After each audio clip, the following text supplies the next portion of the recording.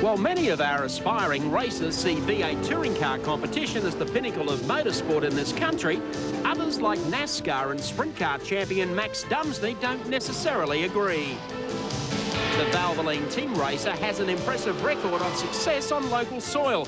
But this week he was one of 5 Australians on hand at the US Sprint Car Nationals at Knoxville, Iowa, showing the Americans he's as fast on the dirt as he is on the pavement. Doug Clark waved a white flag. Max Dumsney from down under from Australia had the lead over Shane Stewart in the 9S. There's Dumsney. Tomorrow he goes back home to Australia. He came up here just to run the Nationals and get ready for it.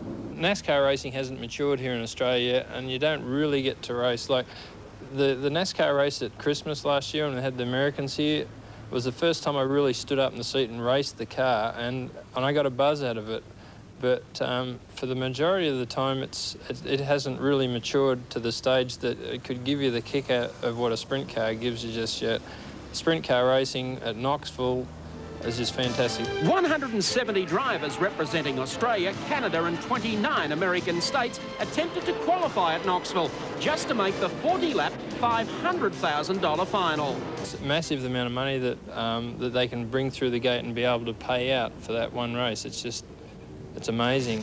While Dumsney and Brooke Tatnall failed to make the cut, Sydney driver Skip Jackson did. 1 row behind the man they call the King of Knoxville, 10-time winner Steve Kinser. But his task from the 7th row was considered impossible. Well, I'll definitely have to have some yellows. It'll probably be hard to do even with that, the way the track is. But anybody in the top 3 rows got a good chance. Steve's cousin Mark was on the pole and surrounded by the best drivers in the country. Naturally, he bolted at the green, and the race appeared over in 1.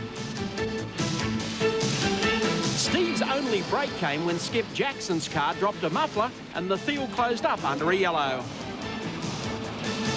From there, King Kinser in the green Quaker State car decided the long way around the track might well be the fastest.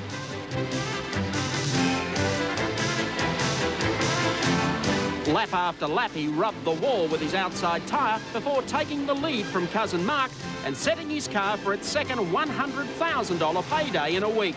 The man who is in the lead right now is the best there has ever been. 1 lap to go for Steve Kinser. How could you possibly argue that fact? Steve Kinser, the king of the kings when it comes to dirt track racing, is about to make $200,000 in 8 days. For the 11th time, Steve Kinser is the king of Knoxville. Dumsney, Tatnall, Gary Rush and Robert Farr have returned from Knoxville to race in the Australian Sprint Car season opener in Sydney next weekend. Early premiership points are essential before the Americans arrive to start the cycle all over again. Parramatta's got a pretty good series going on, and I guess with the prize money up, there's a big point fund money deal, and I'm really looking forward to staying home and just running it. The NASCAR Busch Series V8s took to the high bank turns of the Bristol half-miler in Tennessee on Friday night, where Steve Grissom again proved unstoppable. The Bristol Oval is tough on drivers and even harder on cars because of its 32-degree bank turns and shiny concrete racing surface. The Goodies 500 was littered with yellow flags, but Grissom steered through the wrecks to record his 2nd straight Busch win at Bristol, and naturally, he was excited. Good on you, Mike.